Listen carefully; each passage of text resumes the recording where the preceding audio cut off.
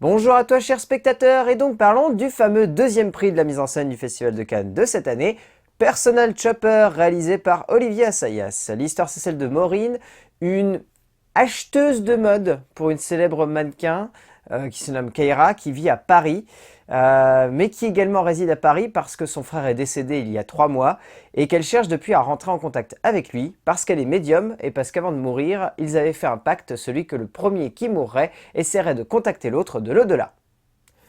J'en dis pas plus, ça c'est que le postulat de base.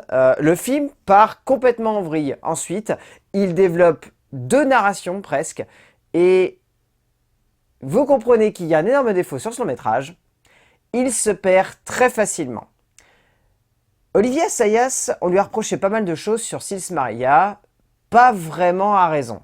Parce que Sils Maria, au-delà de son postulat de film assez classique, voire même vieillot dans ses effets de style, était tout de même une œuvre extrêmement dense dans le développement de ses personnages et dans le développement des thématiques. Personal Chopper est un film qui ne sait pas où il veut emmener ses thématiques et qui résultat se perd dans un florilège dramatique et cinématographique et narratif qui ne nous immerge pas dans l'œuvre, malgré une première demi-heure vraiment excellente. Et ensuite, ça part en foutraque. Le problème vient du scénario en fait. Le postulat de base d'Olivier Assayas était intéressant. Cette espèce d'histoire mêlant thriller et fantastique avait de quoi vraiment nous prendre aux tripes. Le souci, c'est que, au bout d'une demi-heure, le film met en place une nouvelle histoire, qui a pas grand chose à voir avec du fantastique, hormis qu'il veut jouer avec le style du fantastique. Mais ça n'est pas du fantastique. Et à partir de ce moment-là, en fait, le film a plus grand intérêt.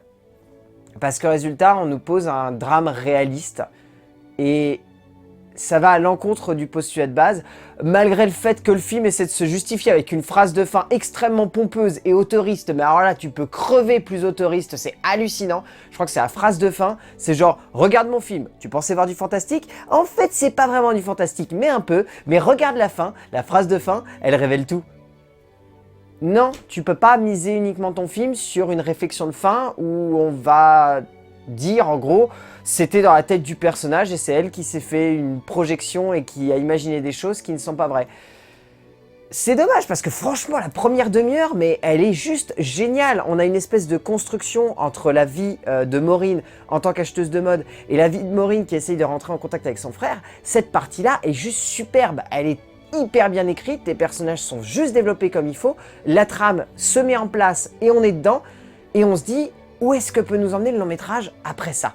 Parce qu'en gros, il y a un événement qui va se passer et qui va inciter Maureen à remettre en cause tout ça.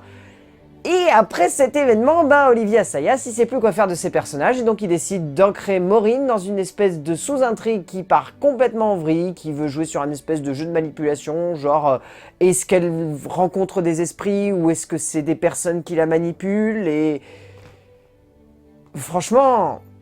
Ouais, c'est dommage que Olivier Assayas ancre la suite de son film dans un côté réaliste et qu'il choisisse pas d'aller vraiment dans le fantastique. C'est dommage parce que voilà, il met en place des éléments de fantastique et ensuite il les désamorce avec du réalisme et ouais, ça a beau vouloir essayer de faire une espèce de métaphore, genre Maureen s'est conçu une idée de ce que devait être son frère dans l'au-delà, etc. Le souci c'est il se contredit tout le temps, il y a des éléments de fantastique et ça se voit à l'écran et c'est développé. Et derrière, il va absolument appuyer des espèces de sous-intrigues et de développement et de résolution ancrées dans du réalisme. Et ça veut la jouer manipulation, mais au final, quand on en ressort, on se dit qu'on s'est fait manipuler et que ça va pas plus loin.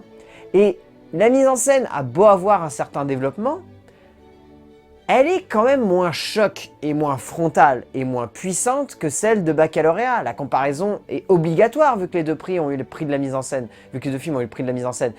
Et très franchement, on voit pas vraiment quel rapprochement ils ont pu faire entre Baccalauréat et Personal Chopper.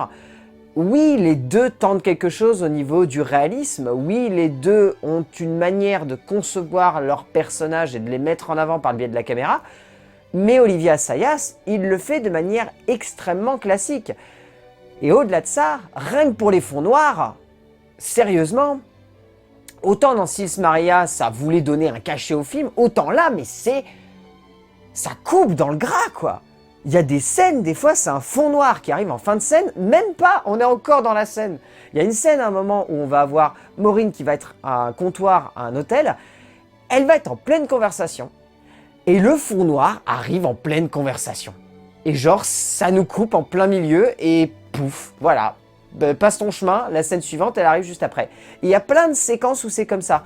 Il y a une séquence où elle va se barrer de la maison où se trouve son frère, et ben le fond noir, il va arriver en plein milieu de la séquence.